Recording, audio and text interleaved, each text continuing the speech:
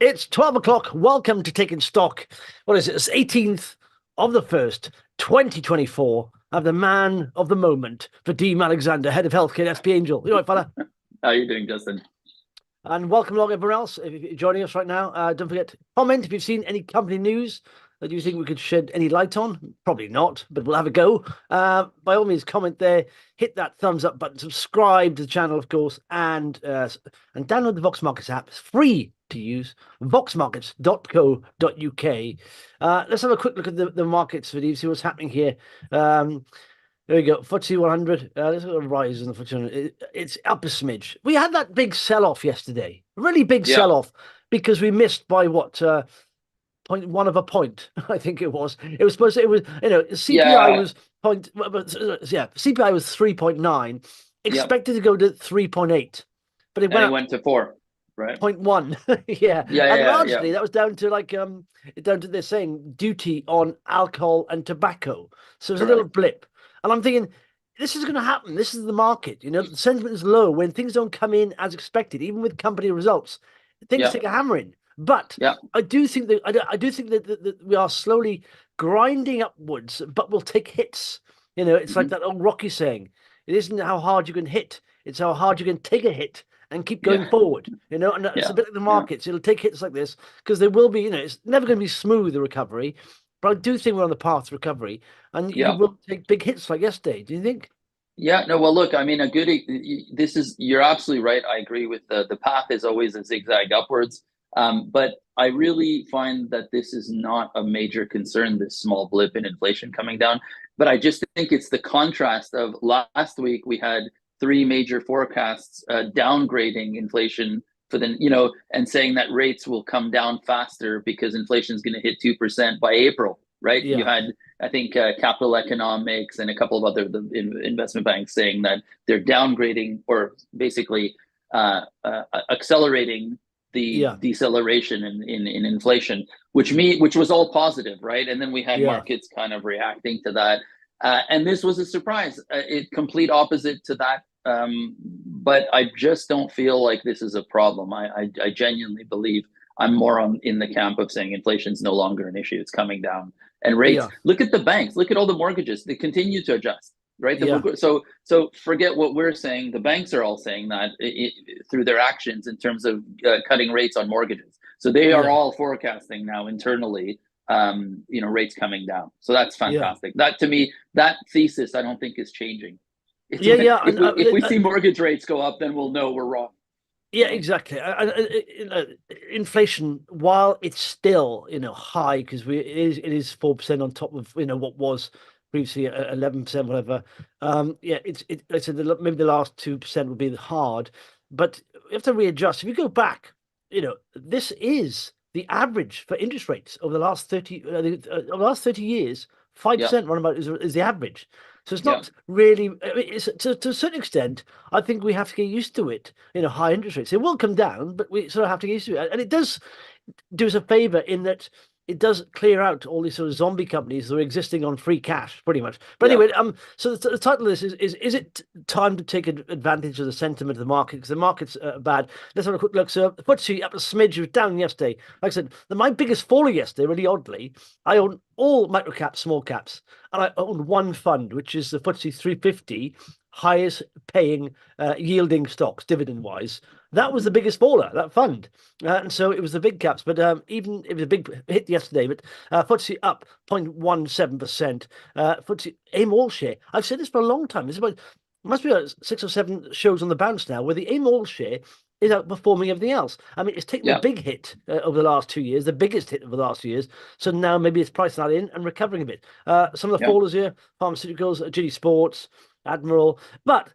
This is why I think sentiment is ridiculous, and we've often seen this with you. I mean, you've picked shares where sentiment's been so bearish that you think the valuations on some of the companies. It just, I hate to say an investment is a no-brainer because there's always risk, but it almost gets to the stage where these stocks are beaten down so much that you think that's a no-brainer at this level. They've got plenty of cash. They're going to get to profitability in a few years' time. They're sitting at cash levels valuation-wise. But an example of this, I'll go to the front page of Vox here. I Hmm. interviewed Richard Harpham, XP Factory, and Hmm. they had knockout. This is the end of year trading update. I'll show you now. But we talk about a 27 million market cap company, right?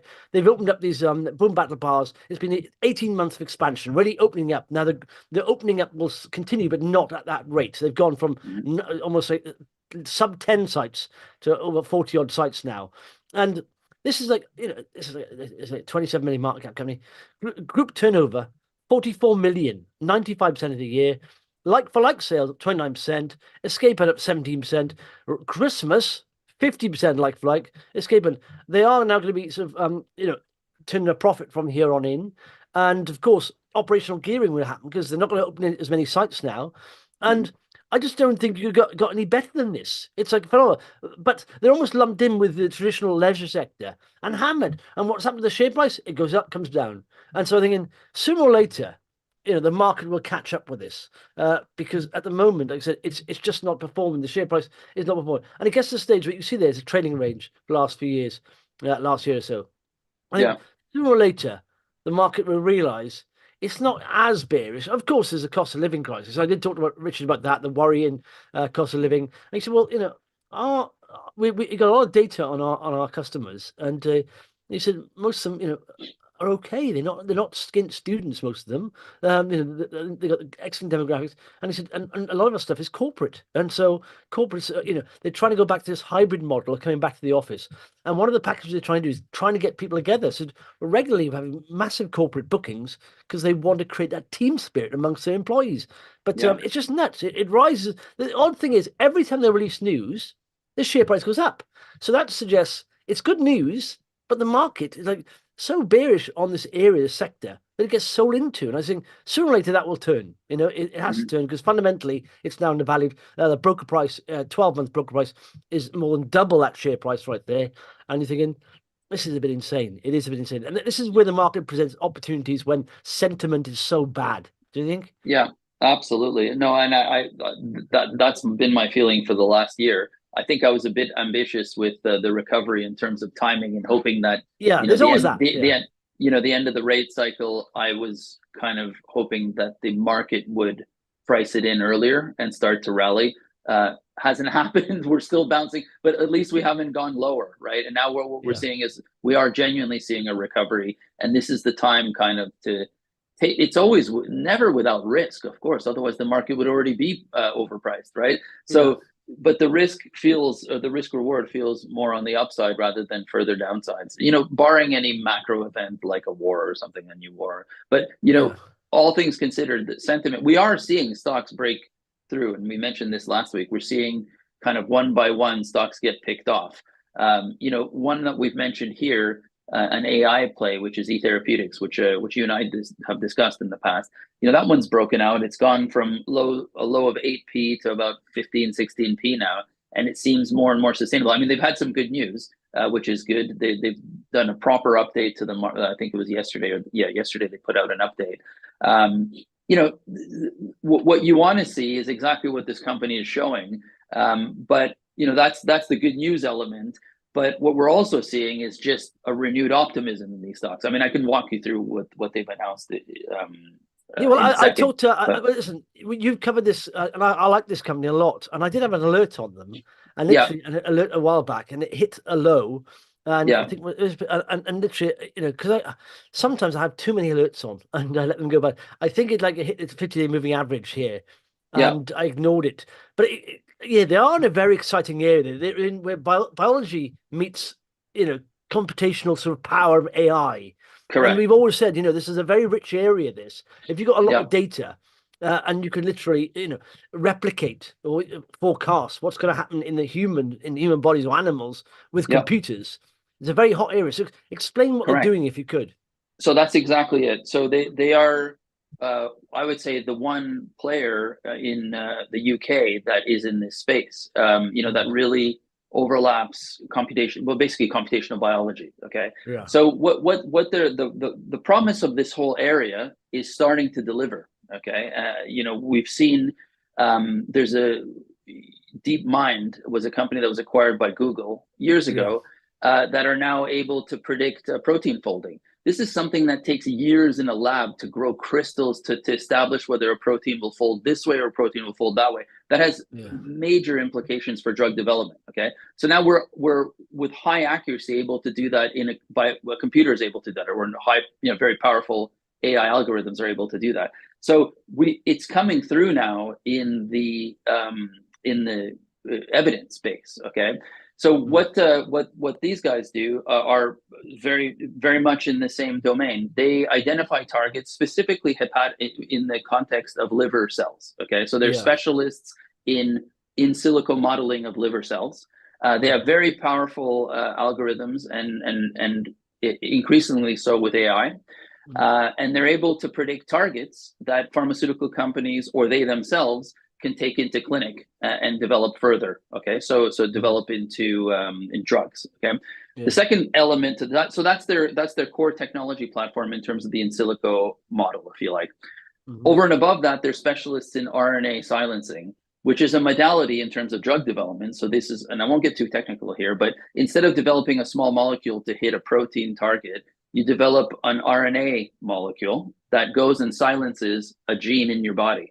Okay, and by silencing that gene, you have an effect, and that effect is what the in silico model does. It finds genes that may have, if you downregulate those genes, okay, by silencing the RNA, you may have the desired effect that you're looking for. So either be it reducing cholesterol production in the liver. That's one example. Okay, but there's a million different things the liver does, and there are millions of different types of targets. Okay, but it's the combination of those two things that have accelerated the drug development of these targets, okay, and this is what they've just announced. In the last announcement, they've gone from an idea of a gene that could be targeted to a druggable target, and that's been demonstrated in animal modeling to work. And that they've done that in 9 months. And that's the whole promise of what AI brings to drug development. And they're showing it now, just recently announced, and that's probably why the shares are continuing to rally, is that we're actually seeing it come through in these companies, in the data that these companies are producing. Now, this is things that used to take years, okay? So this is a company that's live right now, currently doing it and delivering on a very short time frame, which was the dream. That's the AI dream, is being able to model these things in a computer very quickly and then having it deliver in a lab and then quickly from a lab in animal modeling. And they're showing that. Yeah, no, it's a huge potential going forward. I mean, they are 95 million. They've got plenty of cash though. I think the update they said it's I think it was like 20 million they had there. And 20 million. That was what the announcement said. So this is yesterday's announcement. Yeah. So all cashed up, as compared to many other drug development businesses. You can't say the same for many companies, but no, they have a good cash balance. They're wisely using that cash and delivering as per the rest of that announcement. But also they have good backers, which is another thing. They have M&G, Schroders, as investors. So, they're in a very, very strong position. And the other thing is that this, the deal possibilities are increasing very quickly. So, I don't think it's going to happen in a week, but the real proof in the pudding down the line will be striking a deal with either a big pharma company, but not necessarily. It could be a tech company. Big tech is moving into this space very quickly too. Nvidia, I think we've spoken about this in the past. Nvidia struck multiple deals, one with a pharma company recently in the last 6 months. And they are moving quickly into this space. Google, Microsoft, Nvidia. That's what Ali said. Yeah, Ali said this. He said it's increasingly now. I think biopharma companies are going to be, was it tech pharma companies? Pretty much. They have to have this. If they want to expedite, finding new drugs, they've got to use AI and correct in that way. It's a new area called tech bio. As opposed to biotech, it's tech bio. I know, sounds silly, but it's actually happening very quickly. And it's almost a tech come first. Is that you need a tech to find the bio side of it. Exactly. Okay. So look, a few comments. By all means, comment. Riffs says, yes, it's generally better to buy when market sentiment is negative. I'm thinking that. Thinking about all the decent winners I've had. they have been hammered on sentiment, and you can see them changing a little bit, and you can see the news getting less worse. For example, a new company, their losses are big, and also their losses come down massively, and their top line growth, but yet the market's still pricing in them as a big loss maker, and so that. And it's almost like when it's sentiment on the sector is hammered. Pick out the best ones in that sector and thinking there's no way that should be hammered with the rest of them or whatever. Good afternoon, everyone. Investor markets are all over the place. Yeah, they are a little bit. I mean, aimed up a little bit, but I think we'll have these almost big drops some days and then a grind up slowly higher. And that's the way it'll go, I think, over the next few months, because we are going towards, whether it's going to be in May, June, or whatever, we are going to be seeing interest rates come down. And, Yeah, the markets will start to slowly price that in. I mean, American markets have, overly bullish. That's the problem. They've rallied a bit hard, haven't they? And now they're starting yeah. to see, now they're seeing inflation not coming down as fast. They thought we'll get a bit sticky at that, 3.5% level, and they're Yeah, starting to worry a bit. So, Rich the Dad says hi. perennial frustration with the U.S. markets is they rally aggressively, and then we rally a little bit, and then they correct, and then we go down. Yeah. We just don't get the rallies. We get the exactly. corrections. We don't get the rallies. Exactly. We seem to go down with them, but we don't go up with them. But there we are. But to a certain extent, I do believe, with capital inflows and outflows, I think it's an international market. And if people keep saying that the American markets are overvalued, and UK, Europe, especially UK, is Yeah, it's good undervalued, value. it'll because there are global fund managers, and they'll see that. And Yeah. Rich Dad said, "Do you have a view on Indivior? Do you know anything about Indivior?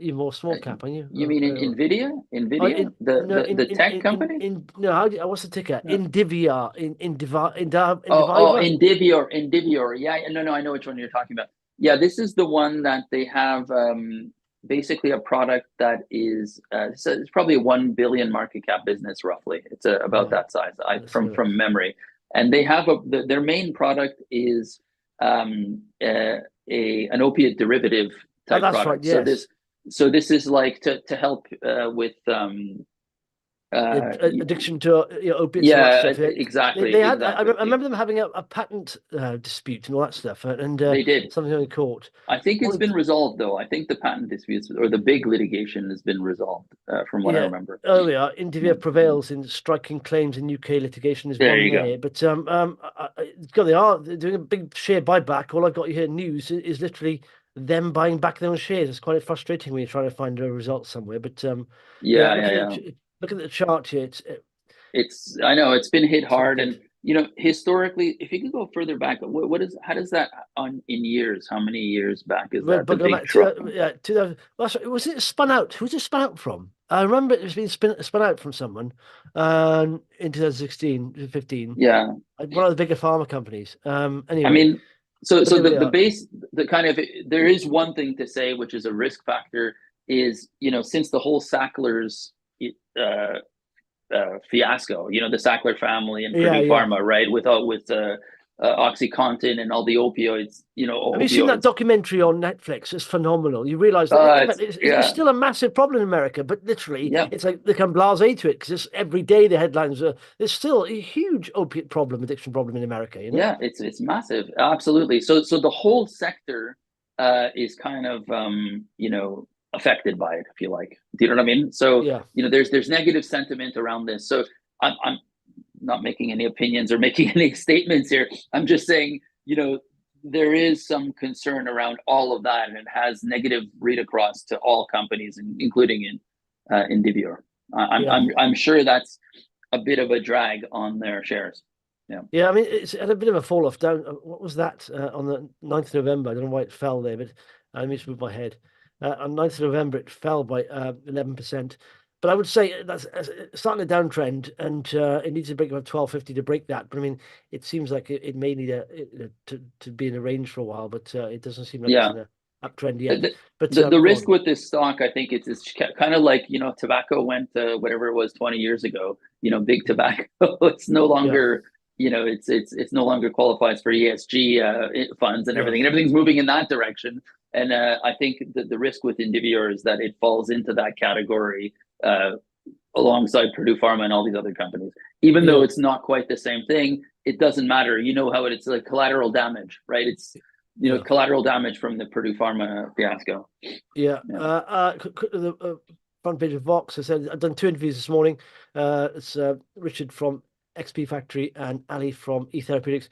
Paul's talked about Evan Trans, strong H1 performance. Some of the most read, or in fact, the most followed. DG Innovate. This is a very interesting company. It's 20 million market cap now, but it wasn't. It was literally sub 5 million. And then there was news that three quite senior ex-Tesla guys joined the board. Now, this is a little Welsh company Yeah, look at that. developing these sort of sustainable environmental considered improvements, electric mobility storage. But they've announced today that their Paretta motor patent has been granted in China. So, of course, it's the biggest, this is the world's largest market for electric vehicles. So it's a significant milestone. So it's rallying there. I don't know what, so 20 million market cap. Of course, as yet, I think they're completely pre-revenue, I think. So they got the directors have done a convertible here, which is, it's not a bad thing when you get directors involved in convertibles. So it's good game. So what else is up here? I noticed Boohoo again. Mike Ashley, from the Fraser Group. He's buying ASOS. He's buying ASOS and Boohoo slowly, incrementally. He's What's he at increasing his now? holding. What's that percentage now today? 21%. Yeah, 21% in Boohoo. Yeah. And what is he's in ASOS? He's that's right. Same. He's moving. I mean, definitely, he's been doing so for at least a year. I followed him into, as in, I don't think he knows that I followed him or cares. But that was one of the triggers for me to have started to buy into those stocks as well. So far, I've had it wrong. In that nothing's happened to the shares; they've just been bouncing around the bottom. But the hope is that there is a path forward for these two online retailers, and they're bombed out. That's the ultimate point. That's the justification, is that these are companies that are worth 10 times what they're worth now, only 3 years ago. Admittedly, there's the online element during COVID and all that, but they were darlings in many respects before COVID. And the question is, do we think that one day that will return? Fundamentally, I do believe they will. It will. Will they survive it? I think so. Again, with backers like Mike Ashley. And ultimately, the question is the competition. So there's like Shane, that's coming into the market pretty aggressively. That's the Chinese, manufacturer. So there are some competitive threats that are real. Some of them are business model that, I think ASOS is struggling a little bit with the new business model, and it's still to be decided whether it works, whether their turnaround their turnaround is in play, but whether the turnaround is successful is a whole other story. They've moved away. They've had to take massive write-downs on current stock. They moved away, consolidating their portfolio of brands to the ones that are most profitable, and discontinued the ones that aren't. And the question is that going to work? We'll see. I don't know. I kind of got in around slightly higher levels, around 5,500, I think, for ASOS, and it's about 38 now. Similar to Boohoo, I think 38 or 39. It's at 35. So but yeah, go ahead. It'd be interesting to see, what he's doing, what his plans are, because if you could buy both of these, there's got to be surely some synergistic, advantages in having these two big online retailers. And if you could, logistically, to try and put them together would be quite difficult, I suppose. But I wouldn't like to be logistics boss of that, trying to merge those two. But I don't know what his plans are. What is he trying to do? Is he playing one up against? I think he's probably playing one up against the other, saying, "I'm going to buy either you or ASOS." That's the kind of deal, and saying it's up to you. It depends who's more favourable to my, takeover. I don't know. If anyone has any ideas, what is Mike actually doing? I do love the fact that he does buy bombed out stuff, and he collects high street bomb outs, doesn't he? And look at the share price of Fraser Group. That's cracking. Yeah, absolutely. From 22, that was the one to buy. It's true. But I guess the question is, is he buying? He cannot be buying 20% stakes in these two businesses without a plan down the line. He's continuing to buy. That's the thing. There was a time back a year ago when I bought in, when I saw him buy for the first time, and I thought, okay, so this guy knows exactly. We've spoken about this on this podcast. This guy knows how to call the bottom on these stocks. Well, not quite, but close enough. You know what I mean? The stocks are down 90%, whether it's down 95% or, it was close enough. But nothing's really happened in the last year. There's been a turnaround strategy in both companies. They're still struggling. But he's been increasing his stake that whole time. So he's clearly got something. There's got to be something there is a plan there. There has to be. Yeah. So Steve says record day for RNS announcements with companies with X in the ticker. Who else? The XP Factory. Who else is there? Something else. It's a ETX. Yeah. e-Therapeutics. No, that's in the ticker. Yeah, exactly. Yeah. Phil says, what's your feeling now that you sold XP Factory? Well, sort of what this is what happened, right? I'll tell you the story of XP Factory. I just thought I saw the growth in them, and I literally didn't factor in a bear market coming, but this is where that arrow is. That's where I pretty much bought in November 2020, 7 pence. There was a 44 pence. I don't think I sold any, And literally I started to sell a few, and then the majority I sold, it was literally dipped down at a support level around here, I think. It dipped down here. So if anything, if I just paid attention to the 200-day moving average, I'd have made a lot more money. So I held on too long. I love the stock, but again, they rose so quickly. Sometimes you got to be, and then if we were in a bull market, this wouldn't have come back down because their operations are improving all the time. It's just because of the bear market, and that's what's happened. It's just come down. They raise money and buy Boom Battle Bar, and since then, it's the sentiment towards leisure stocks have been dwindling. It will take off again, but in my mind, you can see I put an alert there on that 18 pence. Oh, yeah. Yeah. It needs to get above that. It needs to close above that properly because it hasn't done that for a long time. In fact, back in August 2023. So if it can close above these previous highs, I think that then you're on to a trend and may consider getting back in. But I want to see a trend because in this market, you can go sideways for a long time, and I don't want my capital tied up.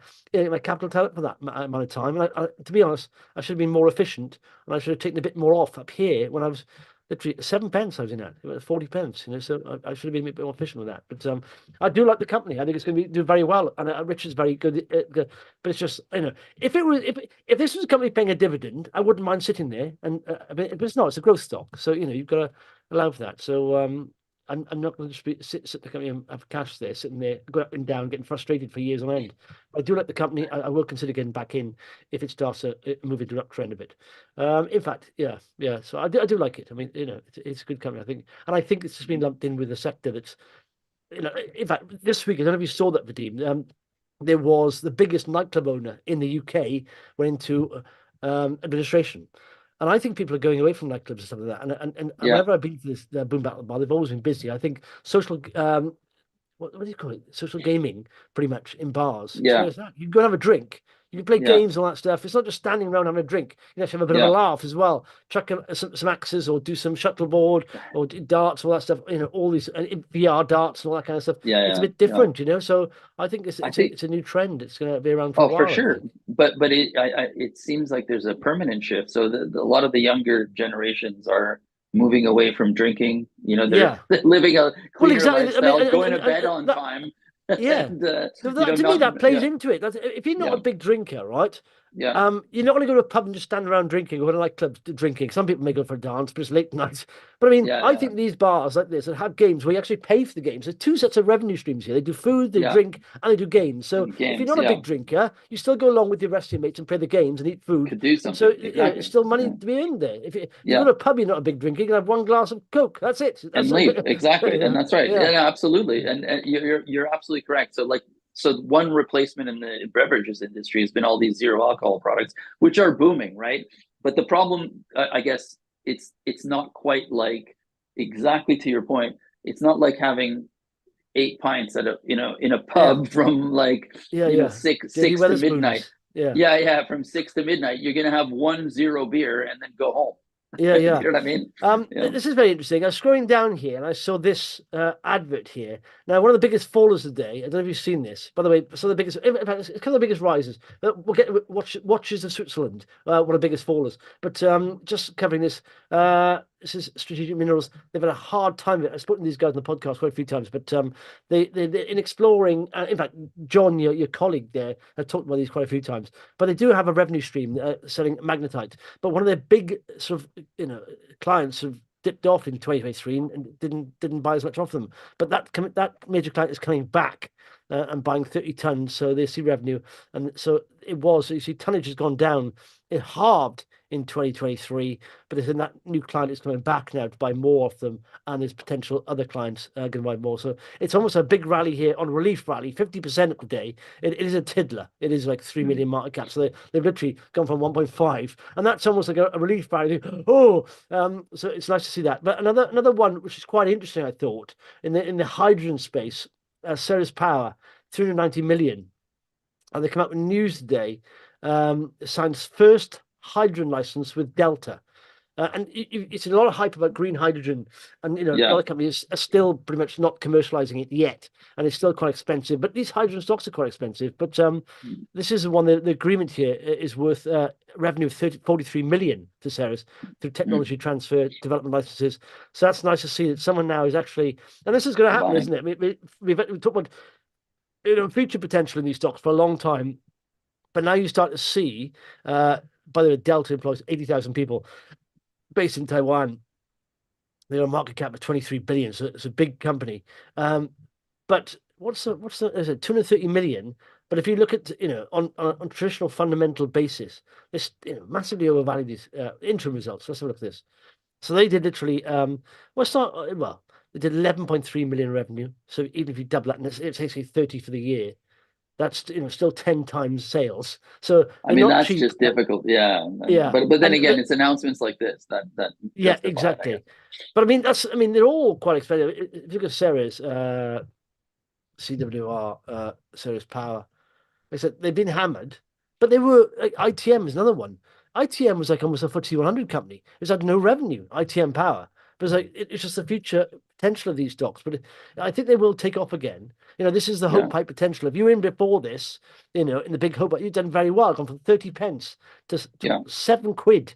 ITM Power did, and now of course that's when funding was easy, because these companies are burning quite a lot of cash, and so when funding was easy, the bull market was on, and they could do placings left, right, and centre. That's what happens. But the opposite happens in the bear market, where people tighten their purse strings and they can't get access to cash. They've got plenty of cash, ITM, by the way, but they're still burning quite a bit. But it's almost like it's still value. What's ITM? I think ITM is still one of the biggest. It's the market cap, but there are interesting plays. But I do think, 320. In fact, Ceres has overtaken it now. So on that news, so that's quite interesting. But what watch do you have, Vadim? I imagine you've got an armful of expensive Swiss watches. No, I actually have no watch. No watch. Oh, do you? Debating whether or not because I don't really need one. I have my phone. I just yeah. I know what you mean. Don't feel a need for one. But I am interested. I am interested though in I am kind of watching these wearables technologies, right? Because I think that has a long way to go in terms of if we can crack ECGs and things like that in real time. We could revolutionize, and there's stuff out there. There's stuff in the pipeline. It's just not quite there yet on all the biometrics, and there'll be more.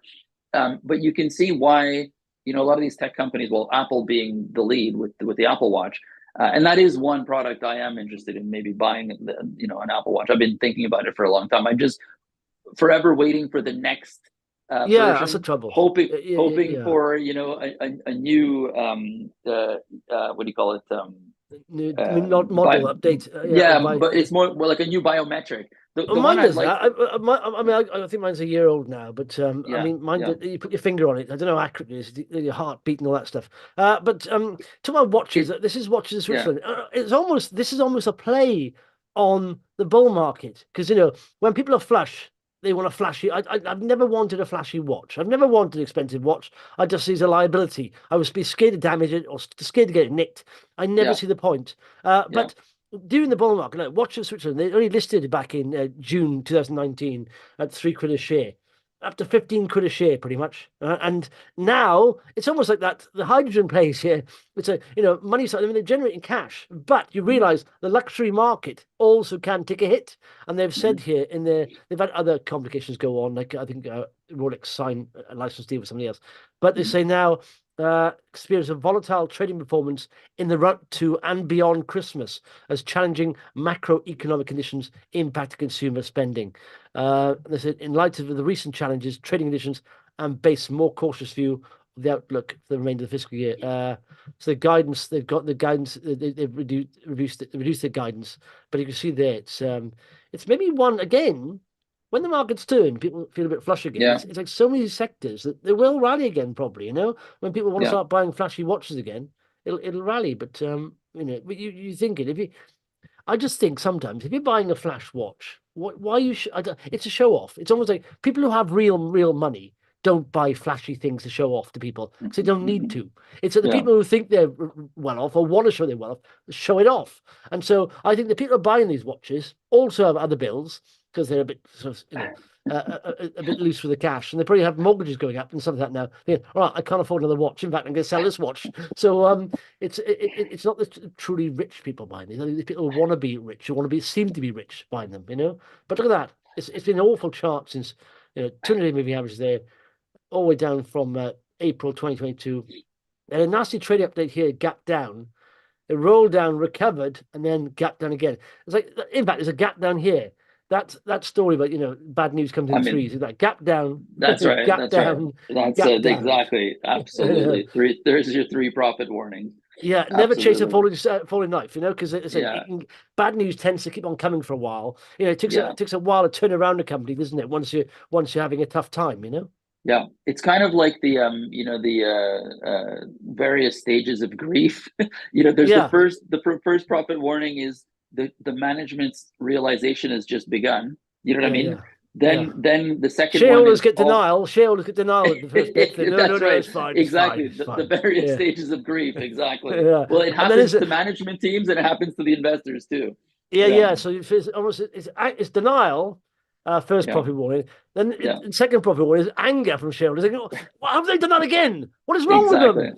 And then the third one, you almost acceptance. Oh, okay, Yeah. That's it. So another one warning today is Bango, and this has been around for a while. And it's always been, hyped up a little bit. Bango. They enable online payments. This is, I remember when online payments started becoming sort of the thing, or even way before, because it's going to be the next big thing. Bango really had a high profile there. I've never really kept track of it, but it looks like a 86 million market cap. Online payments to mass market, internet giants that want to reach everyone. So they've come up with a trading statement, and I couldn't see what the problem was, right? It down 38% today. And I thought, okay, revenue 46 million. Okay, 2 times sales, whatever, pretty much. 9 new long-term recurring digital vending machine contracts signed in period. Telco, average, recurring revenue. I thought just EBITDA is between 5. Okay, it's not particularly cheap. They are 98, 12 times, 13 times EBITDA, maybe.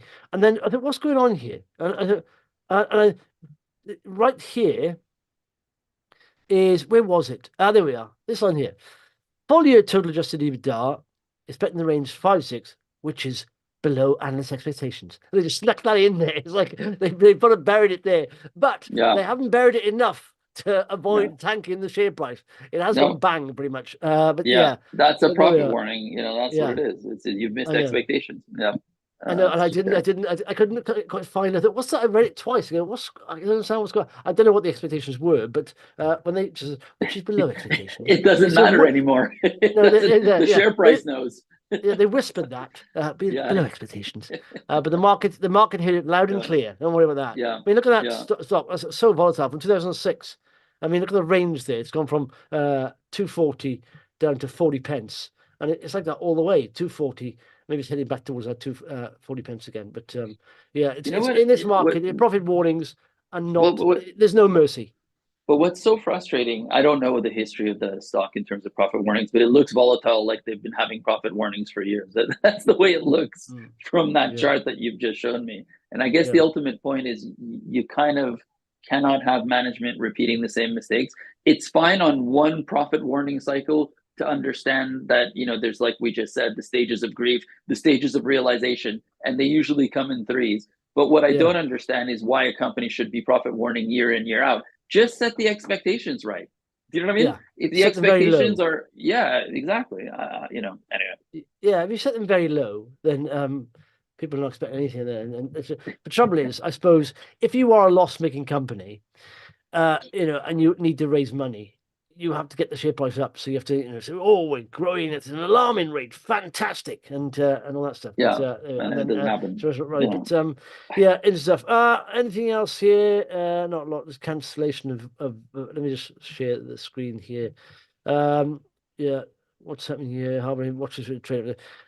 Pretty much that's it. I was looking. In fact, do you know what? I looked at some interesting article here. UK lenders. This plays into the fear factor, and this is why Mhm. market sentiment is down. UK lenders fear the biggest rise in household loan defaults since 2009. So there's a survey. Bank of England's quarterly credit condition survey showed a reading of plus 31.7. That's all right.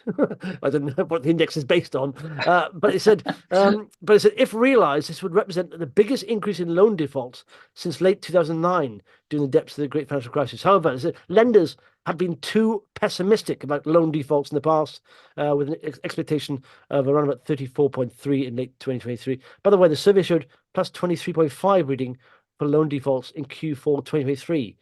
So I don't understand. I don't understand the index here. Is lower Yeah, better? I Oh don't. yeah, high is worse. Okay, is it? Is that right? I think. Who knows? I have no idea. But I mean, there I is don't that mean. worry, I suppose, about Yeah, mortgages come it down. is, but rates are already coming down. You see what I mean? So Yeah, like, if they were up and up sustained and still going up and stuff in the U.S., I think 30-year rates are like mortgages are all priced off the 30-year chart, right?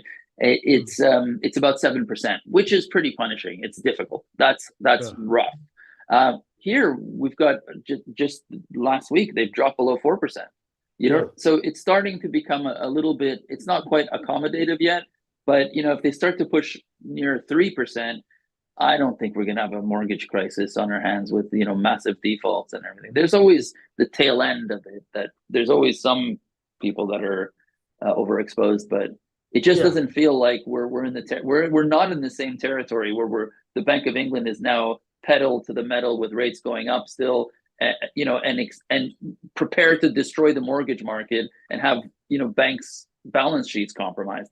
That's never been the case, but mm, it's even less the case now with inflation coming down. And yes, we've had this small blip of inflation at 4% instead of 3.8 expected.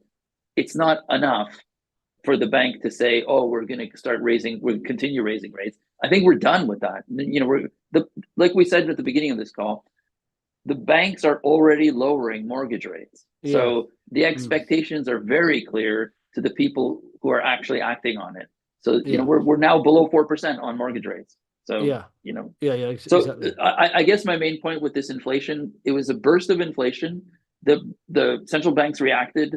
The rates, mortgage rates have gone up, but there is also the fact that it is a burst, and I don't Mm. think it's sustained. So we are going to be at a new normal at rates that are higher than the 1% rates we had for years, but we're not going to be at 8%. Those Yeah, days well, also aren't coming. let's be honest though. Back in 2009, when the Great Financial Crash happened, reducing interest rates to zero, that was an emergency measure, and that Yeah, quartered for 10 years. yeah, So it's almost that central banks should have done that. It should have, when the economy started going a little bit more, then they should have eased them up slowly. A quarter of a percentage point up a little yeah. bit, so people get used to the normalized, which I said the average over the last 30 years, I think, is about 5% anyway. So Yeah. we're not above that. But This is the but I don't go think on. we're going to stay. I don't even think we're going to be at 5. You see, at No, we're seven not. percent, No. I can see Mm. 7% causing serious harm if it was Yeah. sustained for Yeah. mortgage Yeah. rates to the the stock of mortgages out there. And if it were sustained for 5 years, then you'd start to have serious. I can imagine we'd start to see major defaults left, right, and center. Houses, distressed sales happening left, right, and center, and impacting the housing market. But we're Yeah. not seeing that. We're seeing rates come back down to, say, a more normal level, and maybe Mm. around 3% will probably, I'm just guessing, but Well, the thing 3 to is, 4% normalizing. yeah, but the thing is, we need to normalize. It's a chance now for the banks to normalize interest rates Yeah, to, yeah, when inflation comes down, to bring them down to say 2.5%, 2%, 3%, which is no, it was lower than normal anyway. But the yeah, fact that this emergency procedure they carried out by reducing interest rates and nothing created the problem. People just yeah, borrowing like crazy because there's no cost of money. People yeah, didn't care. They just borrow loads, and all of a sudden you get these yeah, these companies just borrowing loads of money, and now they're yeah. realizing No, it does cost money actually, borrowing money, and now they're in Yeah. trouble. So Yeah. anyway, this is the inverted yield curve on a weekly Mhm. basis, and of Mhm. course, when the 2-year yield is above the 10-year, that's when it's what happens. But these are recessions in the red, so it inverts. It goes back to normal, reinverts, and then we have a recession generally. Look at Yeah. this now; it's come very close, and look at it; it's inverted more than ever, and this is back to 1989. Yeah. Yeah. This is Yeah. not this 2000. This is the The dot serious com, inversion. yeah, Yeah. dot com bubble. That's the great financial crash. That's that was the COVID thing, but that was forced sort of thing. And this is now. Look at this; it's nuts. It's gone really down here to almost 1% inversion. But now Yeah. we are getting close to it reinverting, come back out. So you could say you may have a technical recession in the next few months and something, but to get Mhm. the AIM market's priced that in anyway. So Yeah. not to worry. Yeah. And in fact, today it's nice to see all the bonds coming back off. They did rally yesterday on Yeah. that CPI You number. know what would be interesting in that chart is superimposing markets, because obviously Mm. they're leading indicators as well, right? Yeah, So yeah, here what you're saying is the inversion is a leading indicator of a recession coming, and it seems yeah, pretty accurate. You're absolutely yeah. right. So as it So I can do that. reverts, the recession comes, right? I Yeah. wonder what financial markets do overlaying that. Oh, Is no, that I have to adjust it because the S&P there. yeah? Well, there's S&P. It's going up as it comes down. I don't know. I'll have to look at It's it too because hard to say. Yeah. it's converted. Marvelous stuff. Let's just check it. If I miss any more. XP Factories trading is good. Doesn't mention cash. Last time I looked, well, look at the broker note. It says it doesn't need cash there. That's the broker note. So who knows? Um, but yeah, I mean, when we'll soon find out when the full results come out where are we? January in March, I think it is. But thanks for that, Vadim. Have a nice weekend, and Thanks, Justin. You too. we'll speak to you next week. Excellent. Thanks, Justin.